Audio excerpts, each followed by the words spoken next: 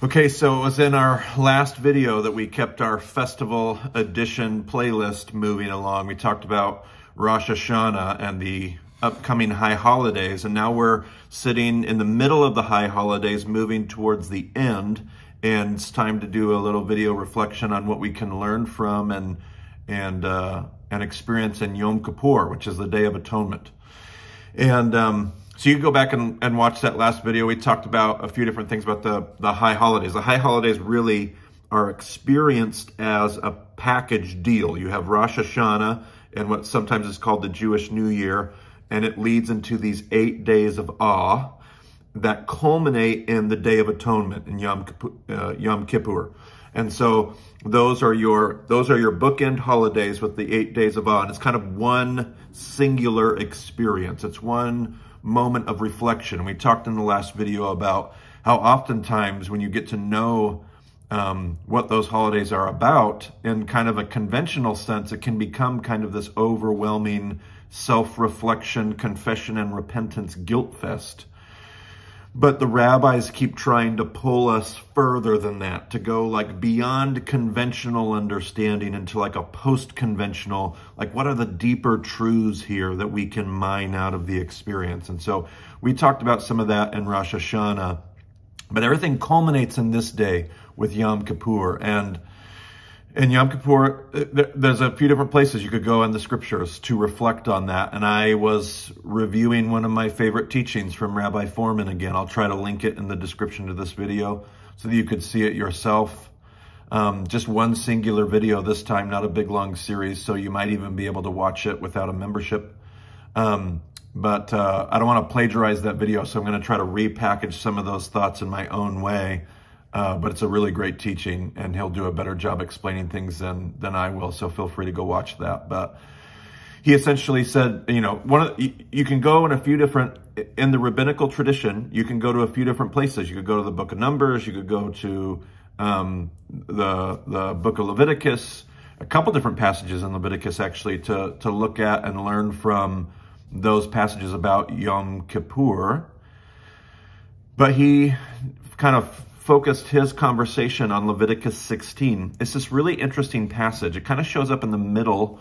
It shows up in the actual middle of Leviticus, like we said in our Leviticus podcast. I'll put that link in the description too. We kind of said that Leviticus functions as a chiasm, and at the center of the chiasm is Leviticus 16, and it's this big long passage about the Day of Atonement.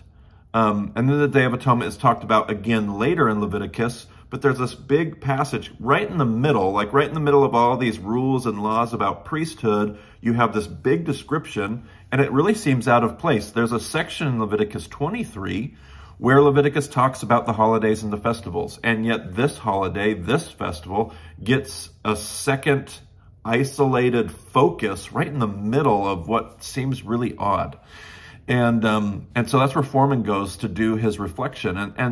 And this whole section of Leviticus 16 is very oddly designed. It doesn't start actually telling you that it's talking about the Day of Atonement at all. It's not until the very end of the chapter, at the end of the conversation, where it finally tells you that this is for the Day of Atonement. Until you get there, you don't realize that's even what's being talked about. And so Fohrman says there must be a reason for that. And actually, he focuses on where the chapter does start. If it doesn't mention Day of Atonement, what does it mention? And in fact, it actually mentions the death of Aaron's sons. Now, if you remember the story of Aaron's sons, we don't often think of Leviticus as a story because it's just a big book with a collection of laws and rules and regulations and instructions. And there's only a couple stories in the entire book of Leviticus, like stories. So we often don't think about Leviticus as a story, but actually Leviticus is very much a story. It's a story about the priesthood. It's a story about God instituting the priesthood, ordaining the priesthood, consecrating the priesthood, and putting the priesthood into motion. And so when you're studying the book of Leviticus, you have 6-7 chapters of instructions about sacrifices and how to engage the sacrifices and what they are and what they're for. And basically a whole section of Leviticus that's on atonement, the process of atonement. And then right after that, God basically says, this is how you can atone for sin. And then there's the grand opening. They essentially open the tabernacle. They the grand opening. And there's this celebration as God consecrates the moment, consumes the offering on the altar and the sacrifice. And he's consecrating his priests, and the people fall down on their face before the presence of God in the altar and the tabernacle, and they shout for joy. And essentially there's this gigantic party, a celebration that God is here to dwell in their midst, that he's in relationship with them, that there's a covenant, that there's so many things to celebrate. And in the midst of that celebration, we often, again, we don't really view the whole thing as a story. We just kind of see it as, a bunch of laws. And that really takes away from realizing what's happening in the story of Leviticus. Because in the midst of this celebration, Nadav and Avihu, Nadab and Abihu, you might be more familiar with. Nadav and Avihu, the sons of Aaron, march into the tabernacle and offer incense in the presence of the Lord, and they're immediately killed, and they have to drag they're consumed by fire, and they have to drag the ashes of their corpses out of the tabernacle and take them outside of camp, their remains. It's this really odd story. I'm going to link another one of our podcast episodes that happened years later, where Josh Bosse actually led us through a really great reflection on Moses striking the rock. And at the end of that reflection, he's going to connect the story of Moses striking the rock to the story of Nadav and Abihu. And he's going to have some great reflections about what's taking place in that story. Nadav and Abihu are essentially, it seems like what's taking place is they're a little upset about the people having a gigantic party and a celebration, and they're wanting to bring some holiness.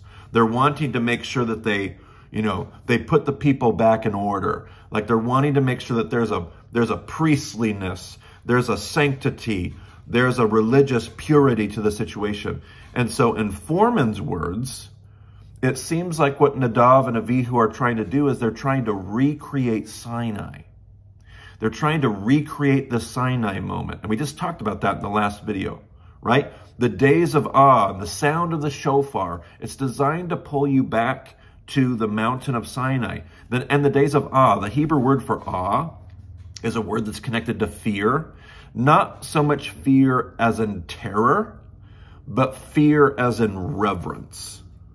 And so it seems like what Nadav and Abihu are trying to do, they don't like the party. They want to pull God's people back to a state of like reverent fear. Like, let's pull this back to holiness because we're not sure we're all about the party. And God seems to step in and say, we are not going to live in a Sinai moment because Sinai was meant to teach us something bigger. We're not meant to dwell in the fear of Sinai. The fear of Sinai was to teach us about something else. And so from there, Leviticus launches into this instruction for Aaron about what it means to be a priest. To be a priest and a leader is not to sit around and correct everybody every 2 seconds. It's not to make sure that everything's holy and perfect and righteous and all the rules are being followed perfectly. It's to facilitate a thriving, flourishing relationship, covenant relationship with God. And there will be times for holiness, and there will be times for feasting and for party and for celebration. And his job as a priest is to facilitate a healthy relationship with God. And so in the midst of these instructions, here's what you're to wear, here's what you're to do, here's what you're supposed to eat and how you're supposed to marry. And in the midst of all of this, Leviticus 16 says, and after the death of Aaron's sons. Well, that was like 5-6 chapters ago.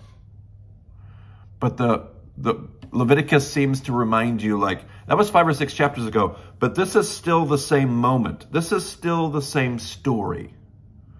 And after the death of Aaron's sons, Aaron was told, I don't want you to come into the Holy of Holies. I don't want you to enter the curtain. We're only going to do this one day a year. Essentially, in the words of Fohrman, God says, I'm going to let you recreate Sinai once a year.